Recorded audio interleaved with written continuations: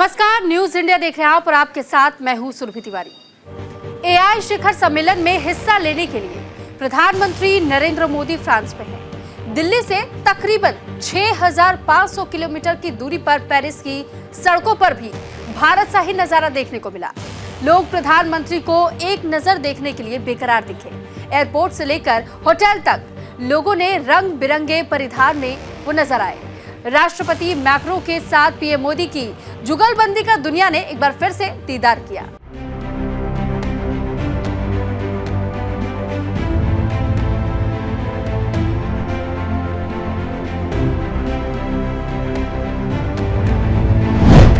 Paris में मोदी मोदी की गूंज। प्रधानमंत्री बने मैक्रो के मेहमान। प्रधानमंत्री मोदी इन दिनों फ्रांस के दौरे पर हैं।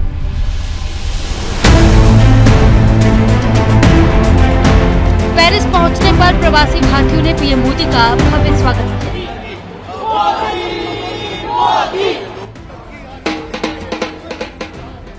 पीएम मोदी के ओरली एयरपोर्ट पर उतरने के बाद फ्रांस के सशस्त्र बल मंत्री सेबेस्टियन लेकोर्नु ने उनका गर्मजोशी के साथ स्वागत किया।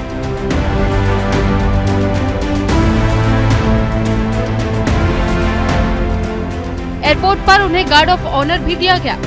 पीएम मोदी का ये छठा फ्रांस का दौरा है।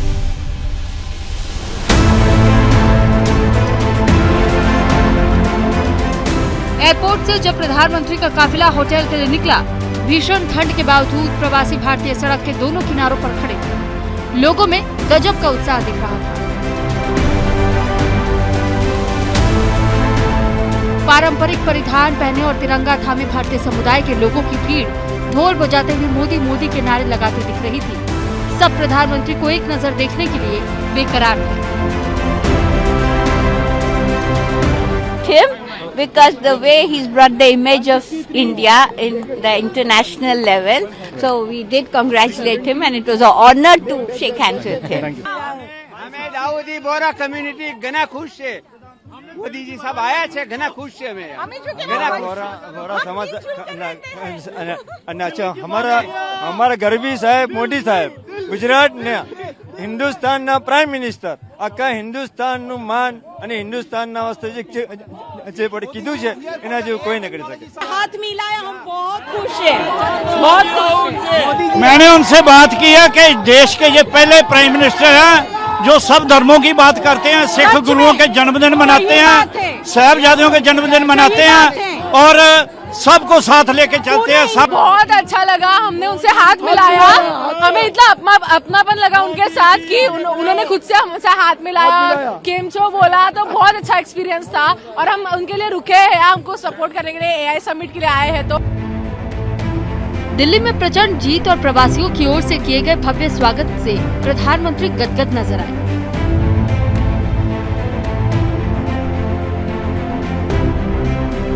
प्रधानमंत्री ने सोशल मीडिया के एक्स पर पोस्ट करते हुए लिखा, पेरिस में एक यादगार स्वागत। हमारे प्रवासी भारतीयों के प्रति आभारी हूं और उनकी उपलब्धियों के लिए उन पर गर्व है। प्रधानमंत्री के सम्मान में फ्रांस सरकार ने मशहूर एलिसी पैलेस में वीवीआईपी डिनर का आयोजन किया था।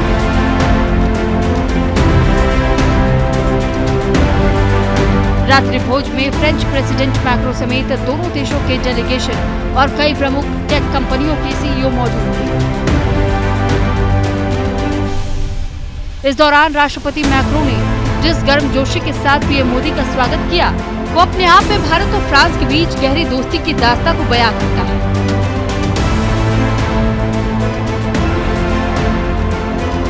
राष्ट्रपति मैक्रो ने प्रधानमंत्री को गले लगाया। इस दौरान प्रधानमंत्री की मुलाकात अमेरिका के उपराष्ट्रपति JD Vance से भी हुई। ये पहला मौका था जब ट्रंप प्रशासन के किसी नेता से प्रधानमंत्री की मुलाकात हुई।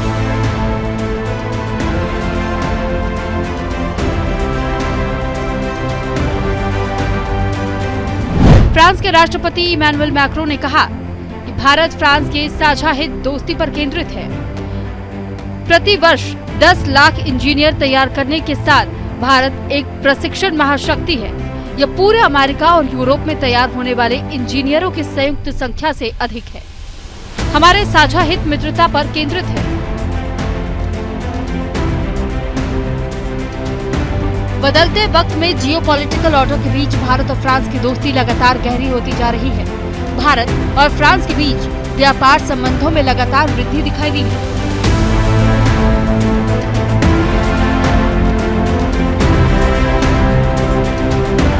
अप्रैल 2000 से मार्च 2024 तक 10.94 बिलियन अमेरिकी डॉलर के एफडीआई के साथ फ्रांस भारत में 11वें सबसे बड़े निवेशक के रूप में उभरा है।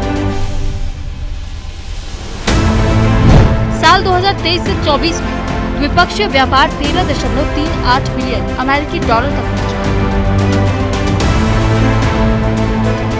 बीते कुछ समय से फ्रांस भारत के रणनीतिक साझेदार के तौर पर उभरकर सामने आया है।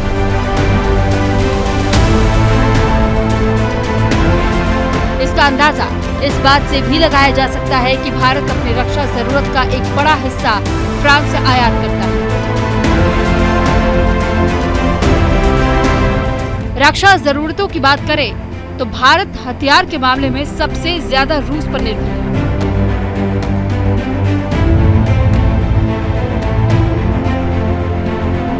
भारत अपनी जरूरत का 36% हथियार रूस से आयात करता है।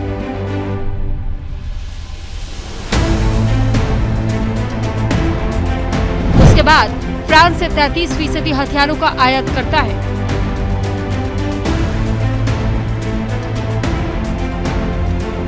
अमेरिका से 13%, इजराइल से 9%, दक्षिण कोरिया से 3% और अन्य देशों से 3% हथियार का आयात करता है। पीएम मोदी ने जिस आजादी के 100वें सालगिरह पर जिस तरह से विकसित भारत का संकल्प लिया है, उसको देखते हुए भारत फ्रांस रणनीतिक साझेदारी के लिए 2047 के रोड मैप पर सहमति की उम्मीद जताई जा रही है।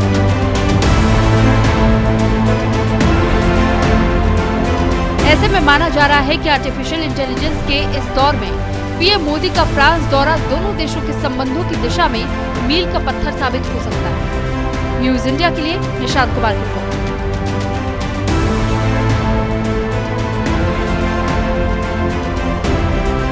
आर्टिफिशियल इंटेलिजेंस एक और जहां मानव जीवन को आसान बना रहा है, तो वहीं एआई ने कई तरह के जोखिमों, साइबर सुरक्षा और चुनौतियों को भी जन्म दे दिया है। पेरिस में एआई शिखर सम्मेलन के मंच से प्रधानमंत्री मोदी ने दुनिया को एआई का मंत्र दिया। एआई को लेकर वैश्विक जंग।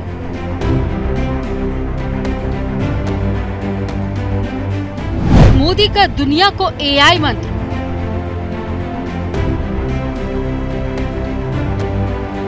फ्रांस की अपनी 3 दिवसीय यात्रा के दूसरे दिन की शुरुआत एआई शिखर सम्मेलन से हुई।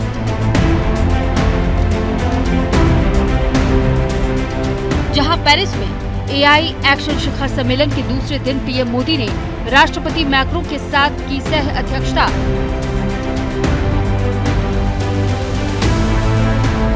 तो इस एआई सम्मेलन में 100 से अधिक देशों के प्रतिनिधि ने भी भाग लिया। साथ ही साथ दुनिया के दिग्गज कंपनियों के कई सीईओ भी शामिल हुए। पेरिस एआई एक्शन शिखर सम्मेलन की बात करें तो इसमें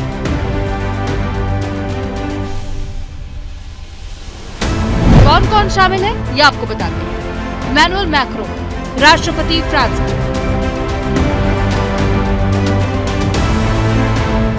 नरेंद्र मोदी, प्रधानमंत्री भारत से,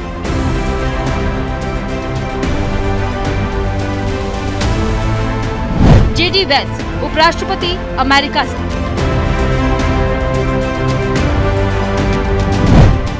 झांग वोकिंग, उप प्रधानमंत्री हैं चीन से,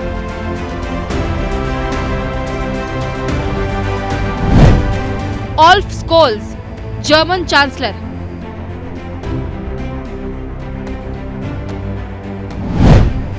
उर्सुला वॉन डेर लेयन, अध्यक्ष है यूरोपीय आयोग के, सैम ऑल्टमैन, सीईओ हैं ओपन एआई के, सुंदर पिचाई, सीईओ है गूगल के,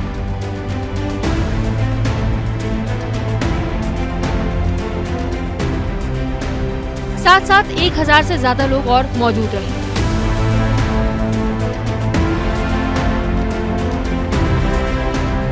एआई सुरक्षा शिखर सम्मेलन की शुरुआत साल 2023 में यूनाइटेड किंगडम के ब्लेचली से हुई थी।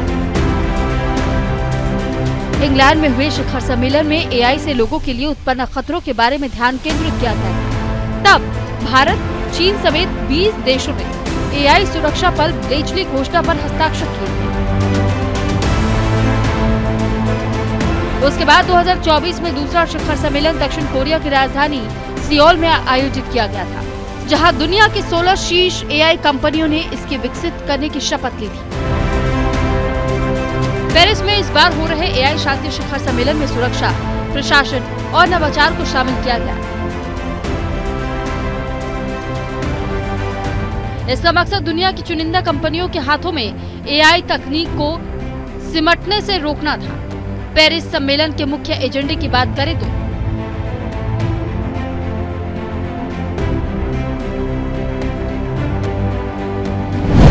सम्मेलन का एजेंडा एआई से जुड़े जोखिमों, साइबर सुरक्षा, चुनौतियों पर चर्चा,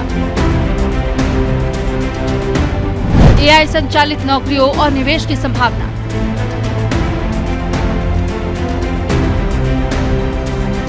एआई के नैतिक दायित्वों और प्रभाव पर विमर्श, एआई को लेकर अंतर्राष्ट्रीय नियम और नीतियां,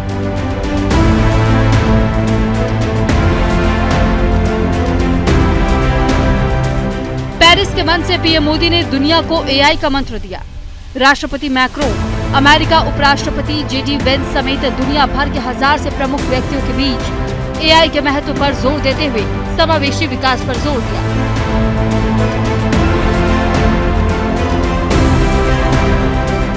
AI is developing at an unprecedented scale and speed, and being adopted and deployed even faster. There is also a deep interdependence across borders. Therefore, there is a need for collective global efforts to establish governance and standards that uphold our shared values, address risks and build trust. But governance is not just about managing risks and rivalries. It is also about promoting innovation and deploying it for the global good. So, we must think deeply and discuss openly about innovation and governance. AI शिखर सम्मेलन के बाद PM Modi राष्ट्रपति Macron के साथ द्विपक्षीय वार्ता करेंगे। इस दौरान दोनों देशों के बीच टेक्नोलॉजी क्षेत्र में सहयोग पर चर्चा होगी।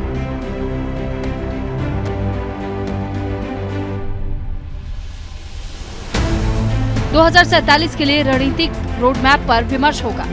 साथ ही साथ भारतीय नौसेना के लिए 26 राफेल एम लड़ाकू विमानों की डील पर मुहर लग सकती है। उसके बाद पीएम भारत और फ्रांस के सीईओ मंच को संबोधित भी कर सकते हैं।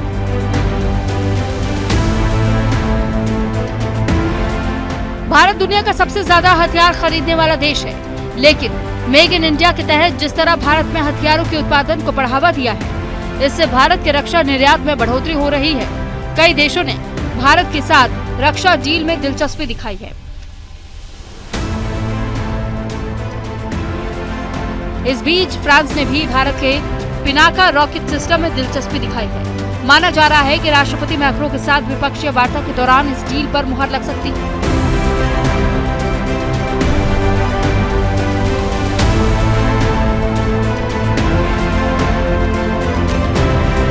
दरअसल पिनाका को डीआरडीओ ने विकसित किया है। इसका नाम भगवान शिव के धनुष पिनाक के नाम पर रखा गया है। 44 सेकंड में 12 रॉकेट लॉन्च करता है, यानी करीब 4 सेकंड में एक रॉकेट छूटता है। दुश्मन के ठिकानों को निस्तानाबूद करने के लिए ये सबसे बेहतरीन हथियार है।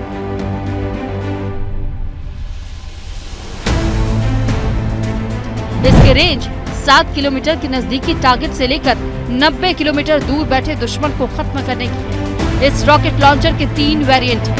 MK1 जो कि 45 किलोमीटर तक टारगेट करता है, उसके बाद MK2 जो 90 किलोमीटर तक दुश्मन को टारगेट करता है, और उसके बाद MK3 लॉन्चर है जो कि अभी निर्माणाधीन है। इसके जरिए 120 किलोमीटर दूर बैठे दुश्मन को टारगेट कर सकते हैं। इसकी रेंज को 120 से बढ़ाकर 300 किलोमीटर तक करने की योजना पर DRDO काम कर रहा है। पीएम मोदी का फ्रांस दौरा दोनों देशों के आपसी संबंधों की दिशा में मील का पत्थर माना जा रहा है। इससे एक ओर जहां भारत और फ्रांस के संबंधों में मजबूती आई, तो वहीं दूसरी ओर AI से लेकर न्यूक्लियर एनर्जी को लेकर दोनों देशों ने आपसी साझेदारी को और ऊंचाई पर ले जाने को लेकर सहमति बनी।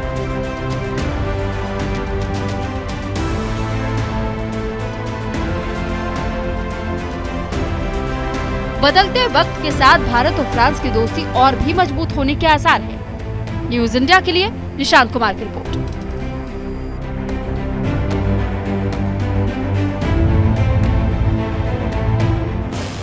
भारत और फ्रांस के बीच दोस्ती की दास्तां काफी पुरानी है। फ्रांस ने मुश्किल समय में भारत का हमेशा साथ दिया, अंतर्राष्ट्रीय मंचों पर हमेशा भारत का समर्थन किया है। बदलते वक्त में फ्रांस भारत के सच्चे दोस्त के तौर पर उभरकर सामने आया है और इसके इतर पीएम मोदी और राष्ट्रपति मैक्रों की जुगलबंदी जगजाहिर है।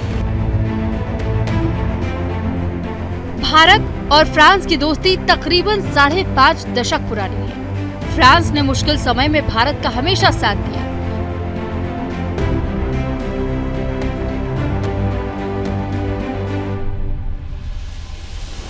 फिर चाहे परमाणु परीक्षण की बात हो या न्यूक्लियर प्लांट के लिए यूरेनियम की सप्लाई, या आधुनिक हथियार, या राफेल जैसे फाइटर जेट हो। एक वक्त ऐसा था जब भारत के परमाणु परीक्षण के बाद अमेरिका ने कई प्रतिबंध लगाए थे। उस मुश्किल वक्त में भी फ्रांस ने हमेशा एक अच्छे दोस्त की भूमिका निभाई। भारत और फ्रांस के संबंधों की बात करें तो 1964 भारत और फ्रांस के बीच पहला अंतरिक्ष समझौता हुआ। 1974 फ्रांस की मदद से भारत का पहला परमाणु परीक्षण सफल हुआ।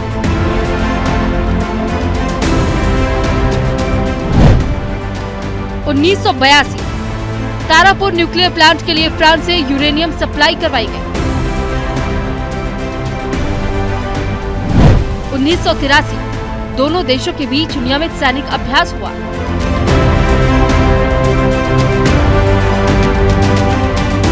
1998 पोखरण परीक्षण के बाद भारत के साथ सैन्य अभ्यास करने वाला पहला देश बना। 1998 भारत फ्रांस के बीच स्ट्रैटेजिक रिलेशन कायम रहा।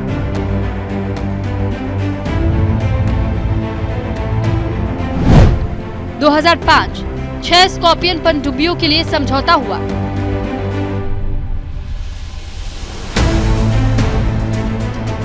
2016 36 राफेल फाइटर खरीद के लिए समझौता हुआ।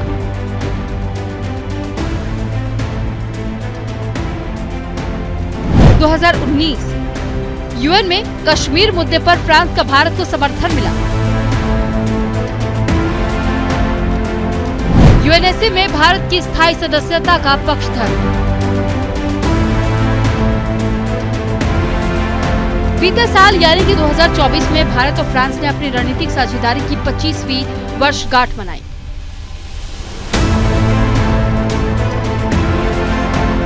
जिसमें रक्षा और सुरक्षा, असैन्य परमाणु मामले, अंतरिक्ष से लेकर व्यापार, अर्थव्यवस्था और वाणिज्य तक के सभी मुद्दे शामिल हैं।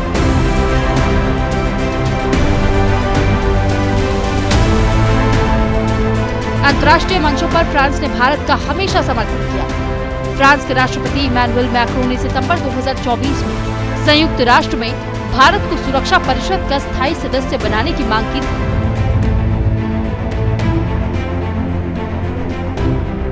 इसके अलावा फ्रांस न्यूक्लियर सप्लाई ग्रुप में भी भारत को सदस्य बनाने का पक्षधर है।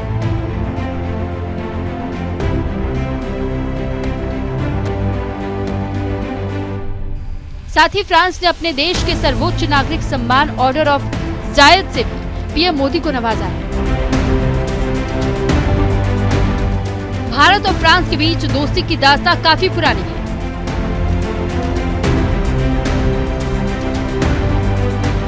इसका वाकया उस वक्त भी देखने को मिला जब 2023 में हुए G20 समिट के दौरान पीएम मोदी ने जो बाइडेन को 2024 के गणतंत्र दिवस समारोह में शामिल होने का न्योता दिया, लेकिन रिपब्लिक डे से ऐन पहले अमेरिकी राष्ट्रपति ने भारत आने से इनकार कर दिया।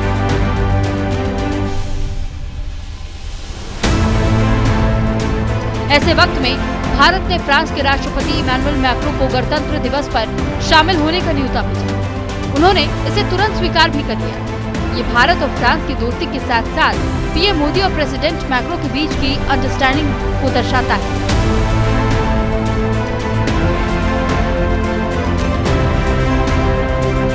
अमेरिका के इशारे पर कभी कभार पश्चिमी देश भारत पर आंखें तरेरते हैं, लेकिन ऐसे में फ्रांस हमेशा खुलकर भारत का पक्ष लेकर रहा।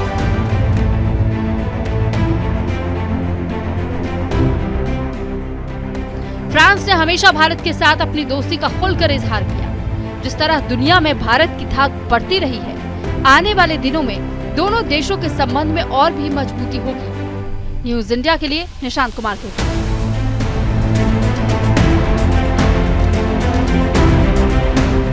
इसी के साथ इस स्पेशल बुलेटिन में इतना ही। नमस्कार।